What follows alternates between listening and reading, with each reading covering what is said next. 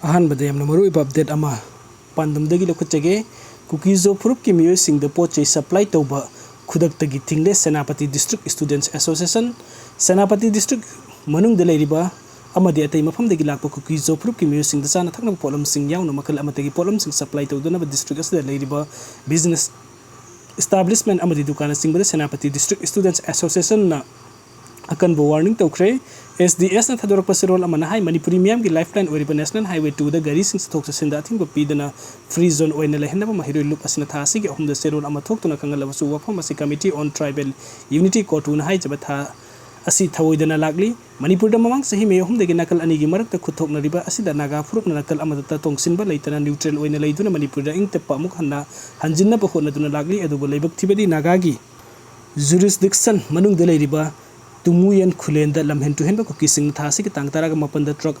Mai Thadon Nagasing Bulana Hona Honari Siguma Kuki Tong a second among the condemned Tawi Mai Taba the Senava Sing Atumatam the Fat and Logi Matum in the Serak Pika the Hairi Serola Sinamakata Naga Furup Canning Bapambagi Mayuk the Tabuk Labana Senapati the Lady Bama the Ate the Gilako Kukizo Furupki Meeoisingda Makata and Pamdam Tadoxing Torapada SDS na daita loroi masigi teksa pumbo kotuna pugutabani hairi loina na ikhui jurisdiction manungda amadi senapati da nongmagi tangai phadaba polam sing Kukizo area da supply to Khudaktagi athing bathamle haina phongdok aduna lokhal agriba thorang asi lamhen to henba sing dagi ikhui gi miyam gi interest po ngak senabani hairi maramasna senapati manungda leiriba lanai mioi business establishment na tagna farm khudi mona Kukizo Furupka loina lalun itike thabuk to minaba commercial transaction business dealing na singupum no athing bathamle kanaguman athing basi thawoidaba tarbadi madugi daita masa masa na logodabani mangata na singba thorko matamda madugi daita SDS na puroi haina su akan ba wafam thamlakli aduga mathengi update asina more da thabuk su duna leiba maiti pangal manga Kukising na fazilure more da thabuk su duna leiba maiti pangal Furupki Meeoi manga Kukising na fazilure hairi pawasin hai more hospital da thabuk su duna leiba maiti pangal Furupki Meeoi manga ngarang pung trauma thai makai rom tarakpa adwaida auto rickshaw amada tongduna lakpa Kuki masa Meeoi kharna wari sanasi haiduna more hospital manak tagi more gate number 1 room da leiba more town bus parking da purba matung maiti pangal masa sing aduna thabuk suriba mafam adudagi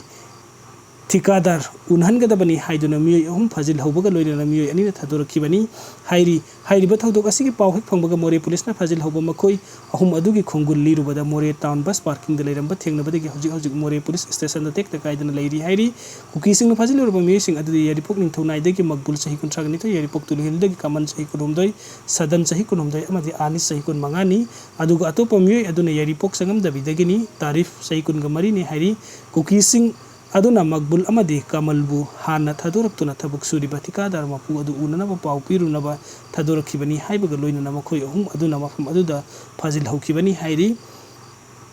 aduga mathangi update asna akham Rana Chandra leikidaba pripak pro na awa phungdorakli second lieutenant akham Rana Chandra Elias Thoiba sahi kuntra mathoi apok pa leikidraba el Lalit Chan leikidaba da People's Revolutionary Party of Kanglaipa Progressive na awa phungdokre lup asigi assistant publicity secretary L Ningsing wana thadorok pasero laman hai manipuri amadi Myanmar ngamkhai gi mafam amada yawoloisingi lanban amada ngaksen bagi santri thaudang pangthok lingai da khanghodana nongtaktagi akhak arau lighting tasilakpadi ekwi gi nuksiraba marup second lieutenant Rana Chandra leifam ukul ngasi ayuk pung manga minute kunda leikidre marup thoibana mikhapon na hingada bagi saruk ningtam lanfamda thawai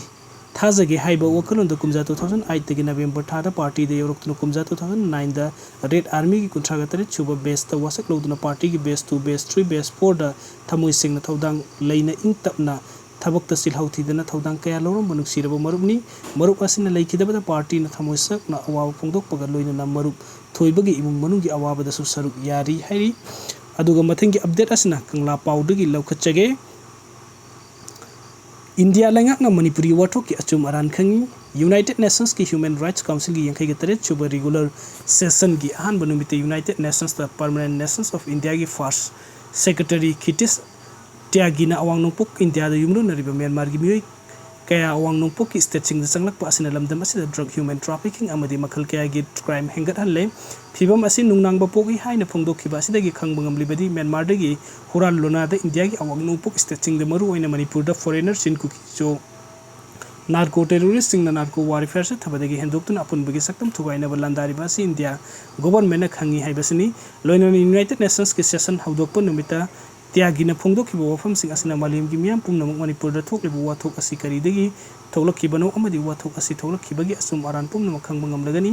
त्यागीना इंडियागा युमलोनरिबा म्यांमारदा थोक्लिबा इरांग असि खुदक्ता लोइसिनगदबनी हाइबगा लोइनना म्यांमारदा लेप्तना संगसिलकपा मियामना इंडियागी अवांग नोकपोक लमदमगी स्टेटसिंगदा मखल कयागी सिंगनबा मायोकनरि मियोइ कया म्यांमारदागी संगसिलकपा असिना अवांग नोकपोक स्टेटसिंगदा drug ललोनबा human trafficking थौदोक अमदि अतै मखल कयागी क्राइमगी चांग हेंगलकली मसिमक यामना नुंगनांगबो वफमनि हाइबा Marik Sumana report तौखिबा असना मालेमगी मियामदा मसिन थीबा अमदि Chirol तौबदा हाइसिंगलिबा कुकीसिंग मणिपुरदा थोक्लिबा इरांगी मतंगदा मालेमगी मियामदा संदोकलिबा मितैना मखोइबु ओटपिरे हाइबा वफमसिंग अदु आरानबा सिमजिन सजिनबा ngaktani हाइबदु खंगबा ngamlagani लोइना लोगी वांगमदा Indo Myanmar border ngमखै लासिलक्तुना मणिपुरदा संगलखिबा नार्को टेररिस्ट कुकीसिंग इंडिया गवर्नमेंट गा नोंमै सुंकाप कापतना सस्पेंशन ऑफ ऑपरेशन सु साइन तौनदुना मखोइबु ngaksenदुना थामलिबा असिना करी मरमगिनो हाइबा वाहंग लेरि लोइना इंडिया गवर्नमेंट कुकी खुलाई पाइबा लालहौबसिंग अदुना मणिपुरदा खुंदारिबा अरिबा कुकी कगलुप की मिसमसिंगबु मखोइना सिजिनदुना ड्रग ललोनबु पोपी थानबा अमदि नौना हुरान लोनादा पुसिनबा म्यांमार की कुकीसिंगी अनौबा खुलसिंग सेमगतनबा उमंगसिंग कोक्थोक हनबगी थबुकसिंग सथाली सेंथोक लंबी लेजदबा लमदम असिगे मफमसिंगदा खुंदा हलिबा अरिबा कुकीसिंगबु मखोइगी ड्रग ललोनबदा सिजिनदुना मदुगी फंगलकपा सेनफम खरा पीदुना मखोइगी मनाई ओइहंदुना सिजनिंगबा मंग सिनरी लोइना मखोइबु ड्रगता लेचु हंदुना अफाफत्ता चुम अरान खंगहंदना मखोइना खुदोंबिना थिनबा मैकैदा सिजनिंगबा मौंगदा सिजनदुना मणिपुरगी अपुनबा सक्तम थुगाइनबा होनबदा खुलाई ओइना सिजनरखिबनी लवी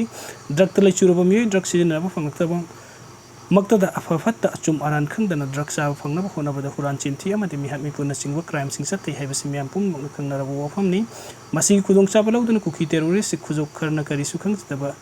samna sunom laga mahi masing tamjariba kuki naharon sing amadi nupi angang sing da semjin sajen bo wafam da makhoina lamdam asigi asang bayel homini lamgi mapu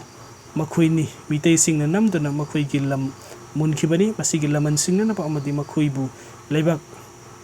semna balanda ga dabani haina kuki sing bu lan na lamjingli lan na lamjing khabar lamdam asigi kuki sing na achumba adu khangba horokibadagi kuki masel gi marakta muknaba amadi yana dabagi wathok leiba horokliba sini masina maram oiraga Myanmar dagi sanglakhiba khulai paiba amadi paidaba kuki sing gi mathakta lamdam asigi anganba matamdagi ingna singna khundarkhiba kuki sing na